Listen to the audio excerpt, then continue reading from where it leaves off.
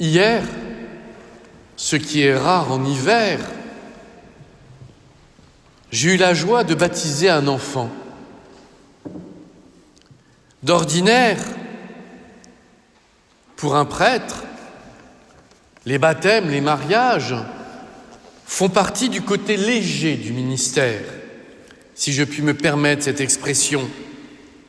En effet, ils sont profondément tournés vers la joie, la naissance d'un enfant à la vie du ciel.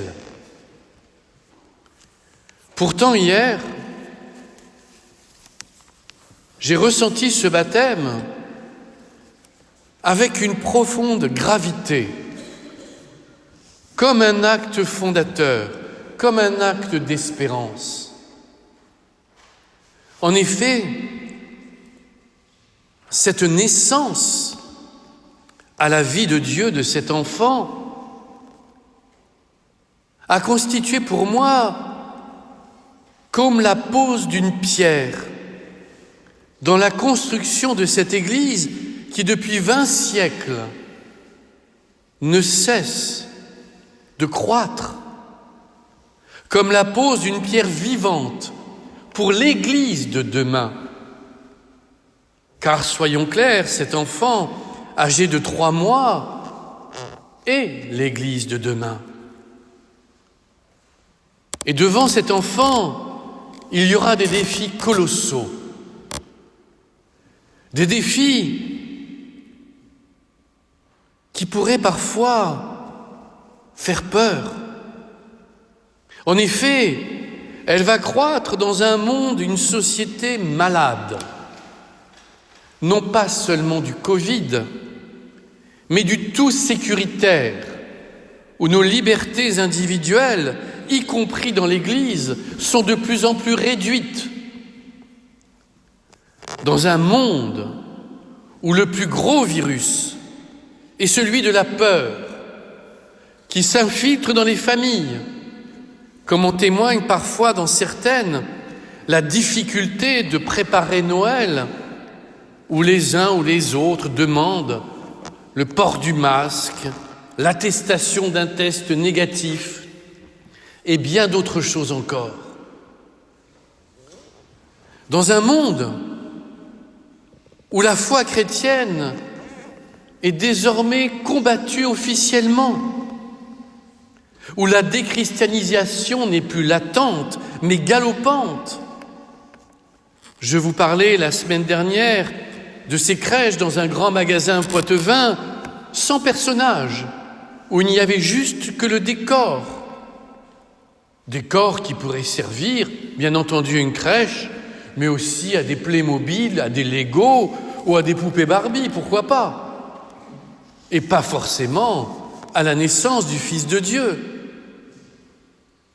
Un monde où cette semaine, le grand président d'une société, d'un quotidien, n'a pas hésité à demander que soit publiquement abordé le débat du financement des églises et de leur restauration.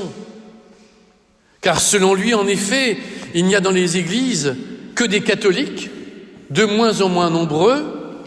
Alors pourquoi la société paierait-elle pour les églises?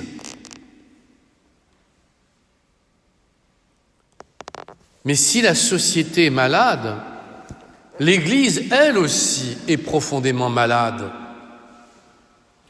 La condamnation à 8 mois de prison avec sursis d'un nonce apostolique, c'est-à-dire l'ambassadeur du Vatican en France notamment, condamnation tout à fait justifiée, et le signe visible que quelque chose ne va plus. Étant prêtre, mais aussi psychologue, je suis amené en cette fin d'année au chevet, si j'ose dire, au chevet psychologique de prêtres en difficulté. L'un d'eux, cette semaine, m'a lu la lettre que lui avaient adressée certains paroissiens. « Père, je n'aime pas ce que vous dites. Père, je n'aime pas ce que vous faites. Père, je n'aime pas ce que vous êtes. »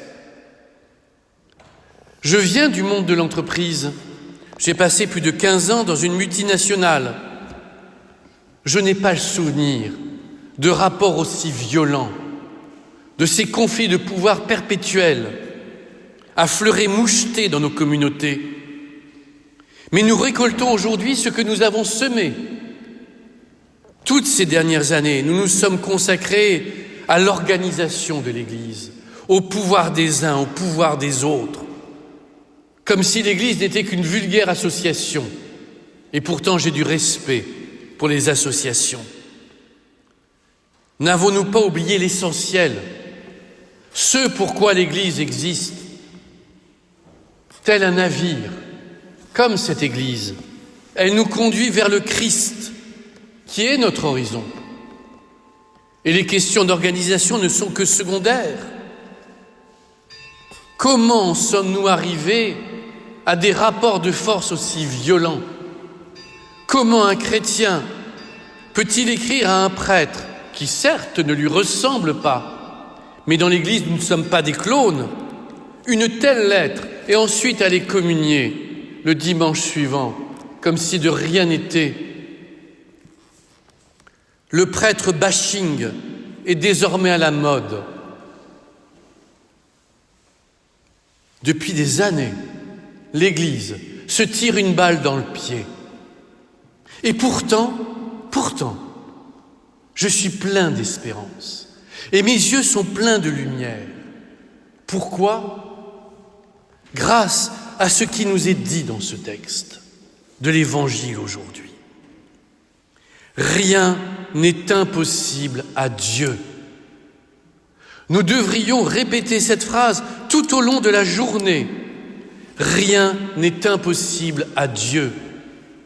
Si humainement, des choses nous apparaissent terribles aujourd'hui, si humainement, l'horizon nous est difficile, nous est bouché, comme on le voit désormais dans certaines cliniques ou hôpitaux, où on est accueilli par des panneaux d'interdiction, interdits aux visiteurs, interdits aux accompagnants. La peur est infiltrée dès le début. N'ayons pas peur. Rien n'est impossible à Dieu.